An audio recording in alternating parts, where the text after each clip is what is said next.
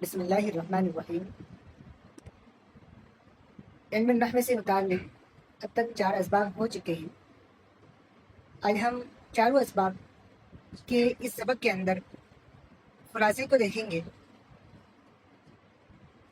علم نحو جس کا جاننا عربی زبان سیکھنے کے لیے نہایت ضروری ہے۔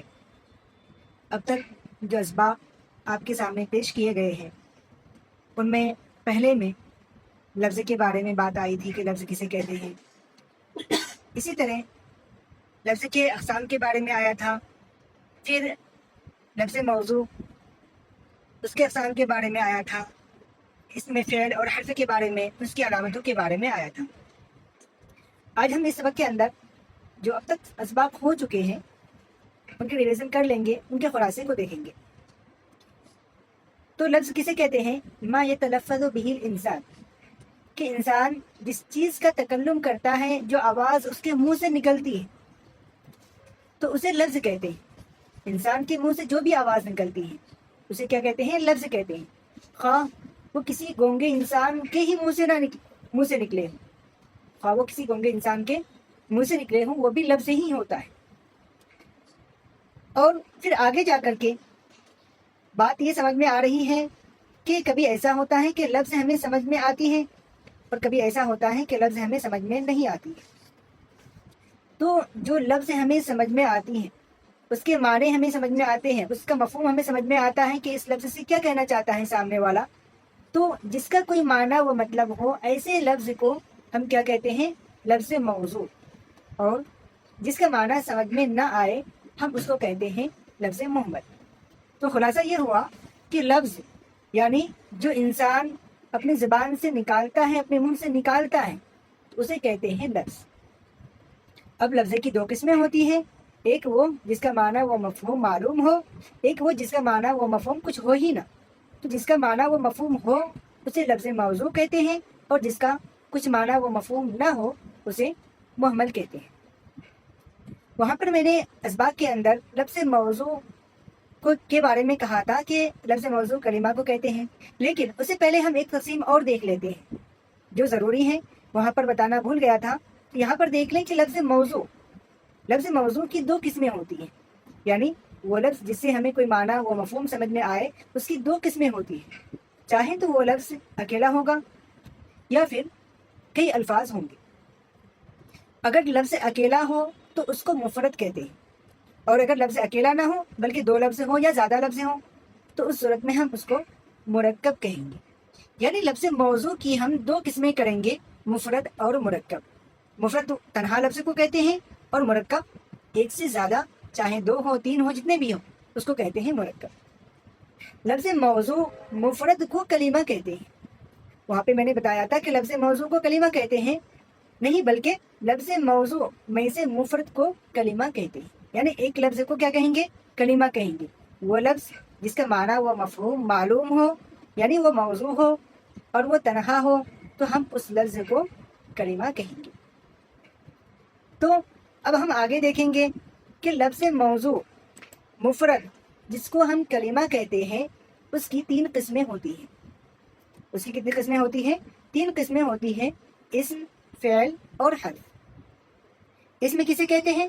اسم وہ کلمہ جو اپنے معنی بتانے میں کسی دوسرے کا محتاج نہ ہو، یعنی وہ اپنا معنی خود بتا رہا ہو، اس کو اپنے معنی بتانے کے لیے کسی اور کی ضرورت پیش نہ آئے، اور اس کے اندر کوئی زمانہ یعنی ماضی حال مستقبل میں سے نہ ہو، جیسے ہم سب کے نام یا کسی بھی چیز کا نام۔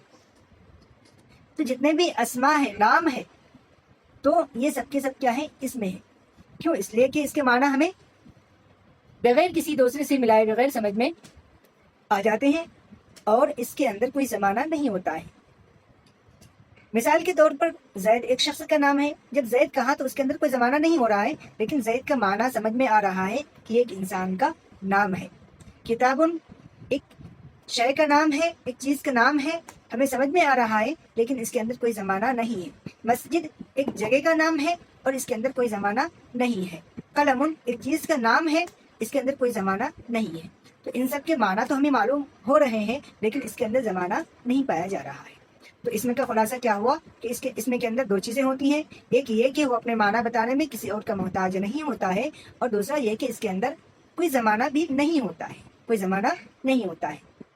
اور فعل کے اندر پہلا جز تو وہی ہے کہ اس کے معنی دوسروں کے ملائے بغیر سمجھ میں آ جاتے ہیں، یعنی فعل بھی اپنا معنی خود بتاتا ہے، کسی اور کو ملانے کی ضرورت نہیں ہے اس کے اندر، اور اس کے اندر زمانہ ہوتا ہے۔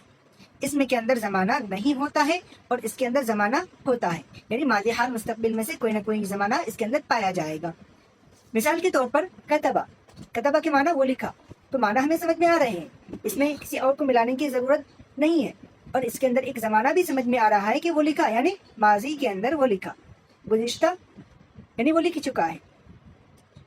اور یکتب، وہ لکھ رہا ہے یا لکھتا ہے۔ تو دیکھیے اس کے اندر یکتب کے اندر معنی بھی سمجھ میں آ رہے ہیں اور ایک زمانہ بھی سمجھ میں آ رہا ہے کہ وہ ابھی یعنی حال کے اندر لکھ رہا ہے۔ سیکتب، وہ لکھے گا، اس کے اندر بھی معنی سمجھ میں آ رہے ہیں، ساتھ میں یہ بھی سمجھ میں آ رہا ہے کہ مستقبل کا اس کے اندر زمانہ بھی ہے کہ وہ لکھے گا۔ حرف کے اندر دیکھیے کہ یہ اپنے معنی بتانے کے اعتبار سے فعل اور اسم کے مخالف ہے، یعنی یہ اپنا معنی خود نہیں بتاتا ہے بلکہ اس کو کسی اور لفظ کے ملانے کی ضرورت پیش آتی ہے۔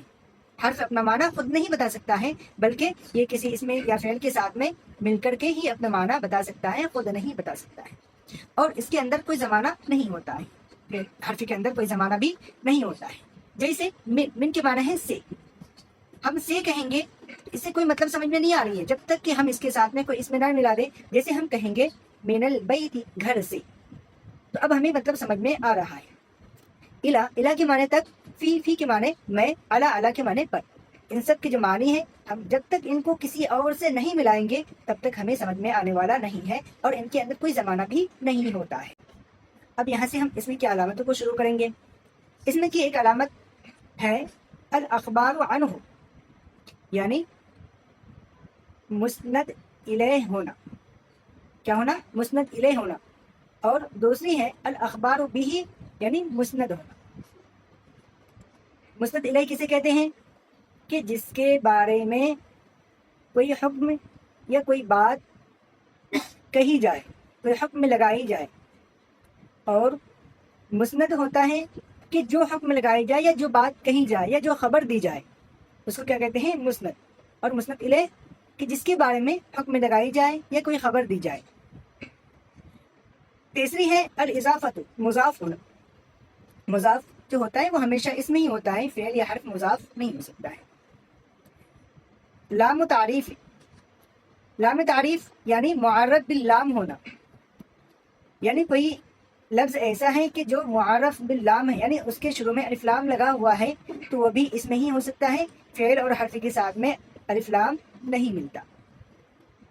نمبر 5 الجر، حرف جر کا کسی لفظ پر داخل ہونا۔ اگر کسی لفظ پر کیا ہو رہا ہے؟ حرف جر داخل ہو رہا ہے تو وہ لفظ اس میں ہی ہو سکتا ہے، فعل اور حرف پر حرف جر داخل نہیں ہوتا ہے۔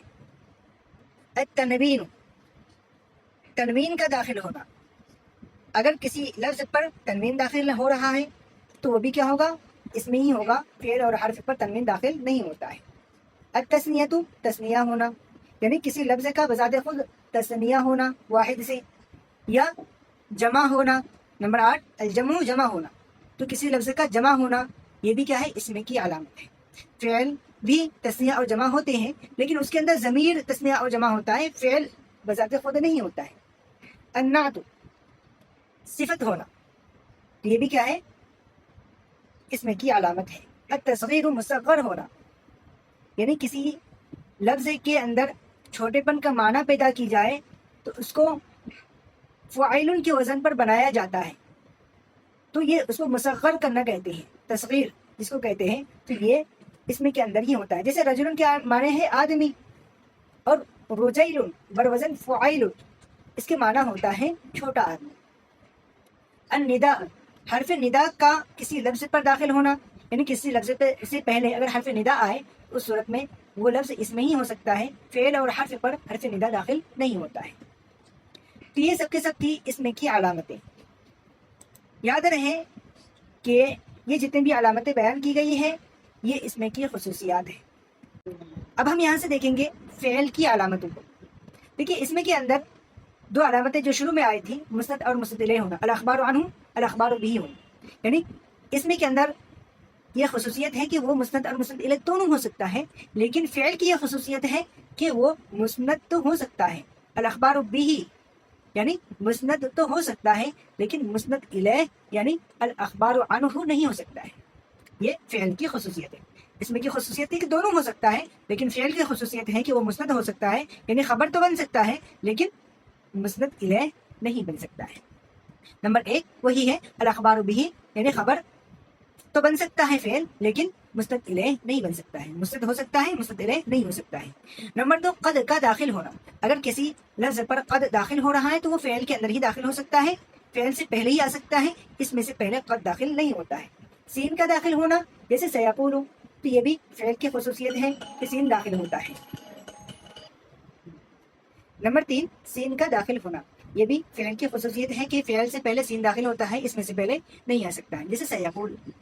سوفا کا داخل ہونا یہ بھی فعل کی خصوصیت ہے کہ سوفا اگر کسی لفظ سے پہلے آئے تو یہ اس لفظ کے فعل ہونے کی علامت ہے.